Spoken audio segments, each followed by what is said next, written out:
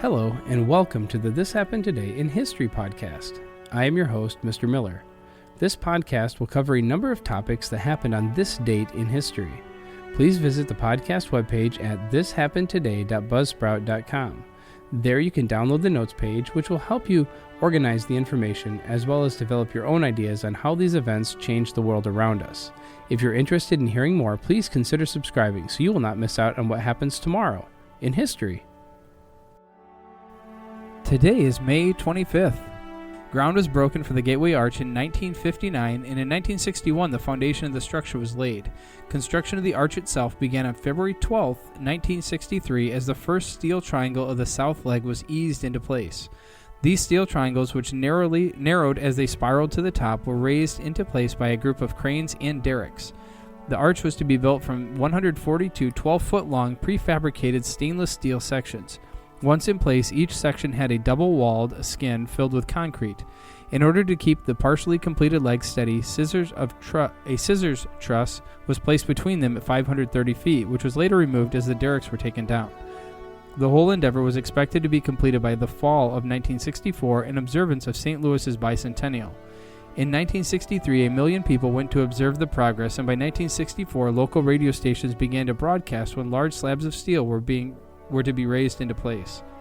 President Lyndon B. Johnson and St. Louis Mayor Alfonso Cervantes decided on a date for the topping out ceremony, but the arch had not been completed by that date. The ceremony date was reset to October 17th of 1965, and workers strained to meet the deadline, taking double shifts, but by October 17th the arch was still not complete. The chairman of the ceremony anticipated the ceremony to be held on October 30th, a Saturday, to allow 1,500 school children whose signatures were to be placed in a time capsule to attend. Ultimately, the ceremony date was set for October 28th, 1965. The time capsule contained signatures of 762,000 students and others was welded into the keystone section before the final piece was set into place. Then on October 28th, 1965, the arch was topped out as Vice President Hubert Humphrey observed from a helicopter. A Catholic priest and a rabbi prayed over the keystone triangular section. It was slated to be inserted at 10 a.m., but was completed 30 minutes early because of thermal expansion had constricted the 8.5-foot gap at the top by 5 inches. To mitigate this, workers used fire hoses to spray water on the surface of the south leg to cool it down and make it contract. To insert the last keystone section, a hydraulic jack had to pry the legs apart by 6 feet. By noon, the keystone was secured. Some filmmakers, in hope that the two legs would not meet, had chronicled every phase of construction. The Gateway Arch was expected to open to the public in 1964, but in 1967 the Public Relations Agency stopped forecasting the opening date. The Arch's Visitor Center opened on June 10th of 1967, and the tram began operating on July 24th, 1967. The arch was finally dedicated by Vice President Hubert Humphrey on May 25th, 1968. Humphrey declared that the arch was a soaring curve in the sky that links the rich heritage of yesterday with the richer future of tomorrow, and brings a new purpose and a new sense of urgency to wipe out every slum. Whatever is shoddy, whatever is ugly, whatever is waste, whatever is false will be measured and condemned in comparison to the Gateway Arch. About 250,000 people were expected to attend, but rain canceled the outdoor activities.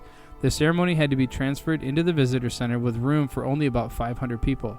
After the dedication, Humphrey crouched beneath an exit as he waited for the rain to subside so he could walk to his vehicle.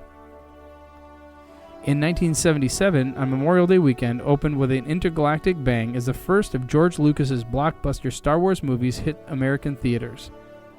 The incredible success of Star Wars, it was received 7 Oscars and earned $461 million in U.S. ticket sales and a gross of close to $800 million worldwide, began with an extensive coordinated marketing push by Lucas and his studio, 20th Century Fox, months before the movie's release date. It wasn't like a movie opening, actress Carrie Fisher, who played rebel leader Princess Leia, later told in Time magazine. It was like an earthquake, beginning with, in Fisher's words, a new order of geeks. Enthusiastic young people with sleeping bags, the anticipation of a revolutionary movie-watching experience spread like wildfire, causing long lines in front of movie theaters across the country and around the world. With its groundbreaking special effects, Star Wars leapt off the screen and immersed audiences in a galaxy far, far away.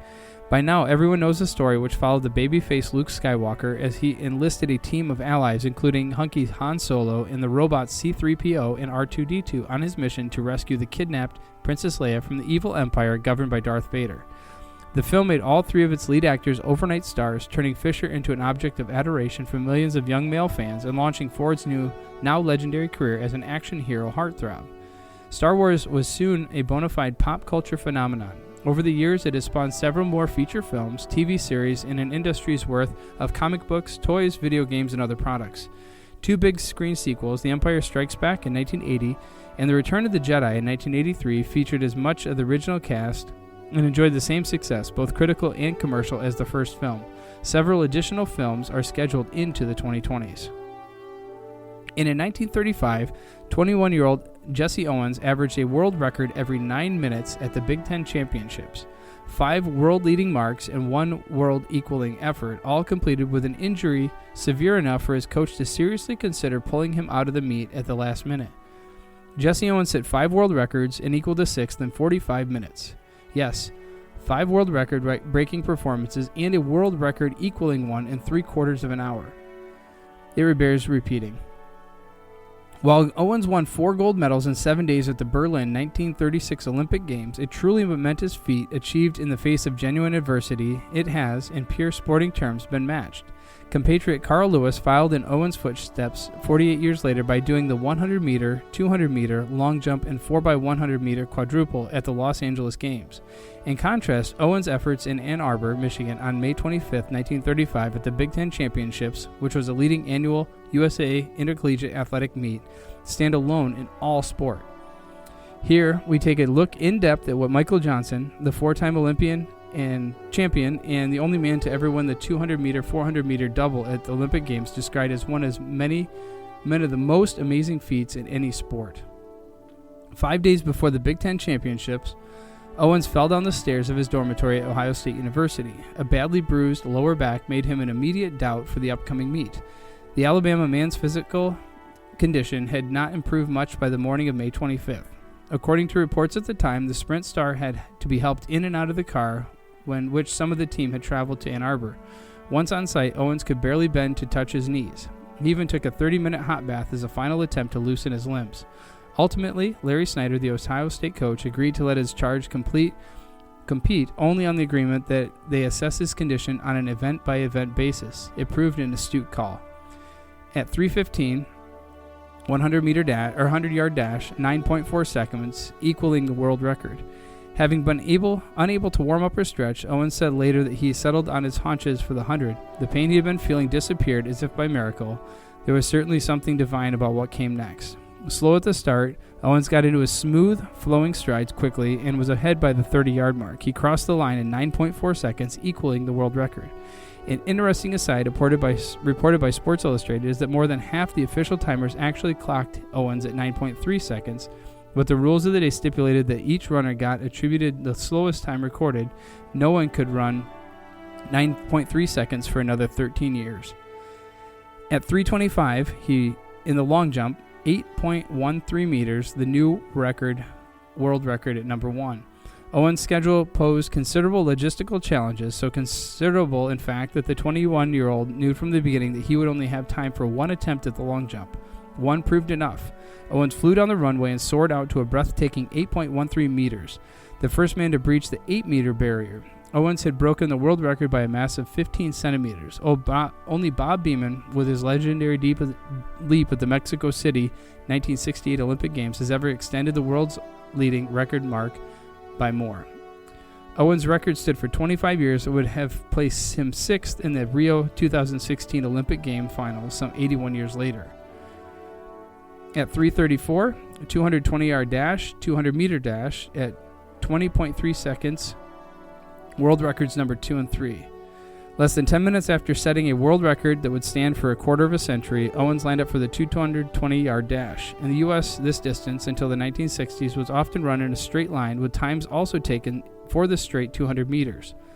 The graceful, free-flowing Owens reportedly finished so far clear of his opponents that it looked like he was running on his own.